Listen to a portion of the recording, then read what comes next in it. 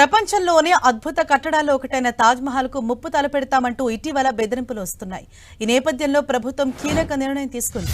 గగనతల ముప్పులను ధీటుగా ఎదుర్కొనేందుకు అత్యంత అధునాతన యాంటీ డ్రోన్ వ్యవస్థను ఏర్పాటు చేయాలని నిర్ణయించింది. ఈ మేరకు అధికారులు వెల్లడించారు. తాజ్ మహల్ కాంప్లెక్స్ లో యాంటీ డ్రోన్ వ్యవస్థను ఏర్పాటు చేస్తామని చెప్పారు అధికారులు.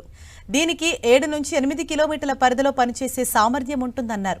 అయితే ప్రస్తుతానికి ప్రధాన గోపురం నుంచి 200 మీటర్ల పరిధిలోనే ఇది ప్రభావవంతంగా పనిచేస్తుందని, ఈ ప్రాంతంలోకి ఏదైనా డ్రోన్ ప్రవేశిస్తే దాని సిగ్నల్స్ ను ఆటోమేటిక్ గా ఇది గుర్తించి జామ్ చేస్తుందన్నారు. తద్వారా దాన్ని పనిచేయకుండా చేస్తుందని వెల్లడించారు.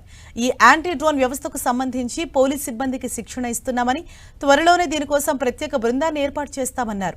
మరికొన్ని రోజుల్లోనే తాజ్ లో ఈ ప్రక్రియ పూర్తవుతుందన్నారు. ప్రపంచ వారసత్వ కట్టడాల్లో ఒకటిగా నిలిచిన తాజ్ మహల్ ను నిత్యం వేలాది మంది సందర్శిస్తుంటారు. ఇక్కడి భద్రతను ప్రస్తుతం central industrial security force, UP పోలీసులు పర్యవేక్షిస్తున్నారు. వీరికి అదనంగా అత్యంత అధునాతన డ్రోన్ నిర్వీర్య వ్యవస్థను ఏర్పాటు చేయాలని నిర్ణయించిన అధికారులు ఇందుకు తగిన ఏర్పాట్లు చేస్తున్నారు.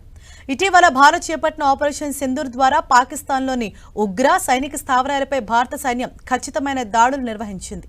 అనంతరం పాకిస్తాన్ కూడా భారత్పై డ్రోన్లు, క్షిపణులతో దాడులకు తెగబడింది. అయితే వీటిని యాంటీ డ్రోన్ వ్యవస్థల సాయంతో భారత దళాలు ధీటుగా తిప్పికొట్టాయి.